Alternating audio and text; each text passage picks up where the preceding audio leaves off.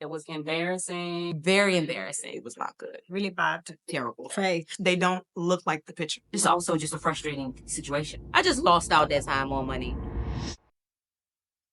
So when you ordering wigs online, you may hit the jackpot and it may be good, or you may get something and it's just not what you thought you paid for. I have a really bad wig story. I honestly was invited to a wedding one time. One was supposed to be for my birthday, my 18th birthday at that. When it came to the day of the wedding, of getting dressed, I had to call her and tell her I couldn't come to her wedding. The wig was like tangled and matted. Like I was crying. I get the wig and it was literally like a one-line part wig and it was synthetic, but it was the length I wanted, but everything else was terrible. One time I was at work and I work with kids and they were like, Miss Russell, I see your lace is like a bra lace and that's not cute. That's not cute. I purchased a wig and the wig was supposed to be 100% human hair. I got the hair. There was no way that hair was 100% human hair. My wig got burned. My alarm in my house went off. It was stinking the whole house. It literally got burned. And let me show you. You can see where it got burnt. Yes, if not the worst. I think the difference between the actual wig and the ads, I don't know if they be giving the like people that promote their wigs a different wig. We need companies to be authentic. We need influencers, creators to be authentic and tell the truth.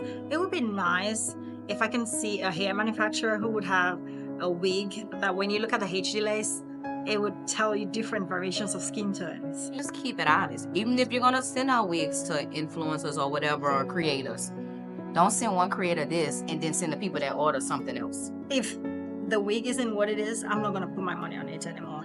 Usually it'll start hurting into like 4 or 5 hours of wearing a wig. So I would constantly like have to maneuver my finger to try to make it work, but you know, it doesn't get much better.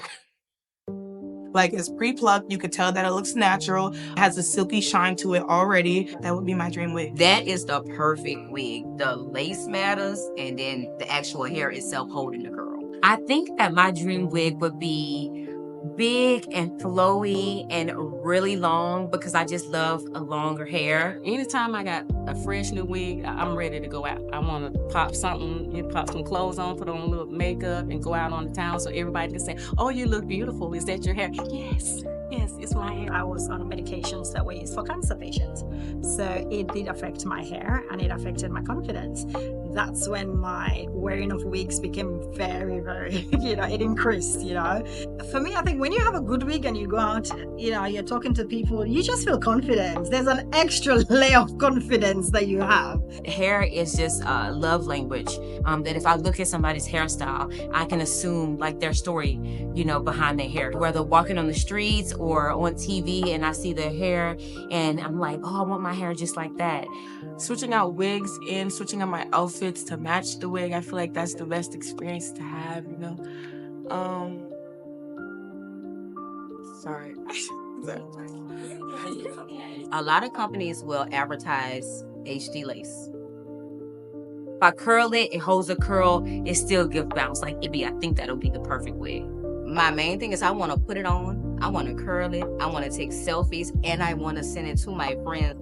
I got my wig. I feel like being true to yourself is like unapologetically being you. Like you are just showing your personality without trying and without thinking about anything. Real for me means it makes me feel authentic. It makes me feel like myself.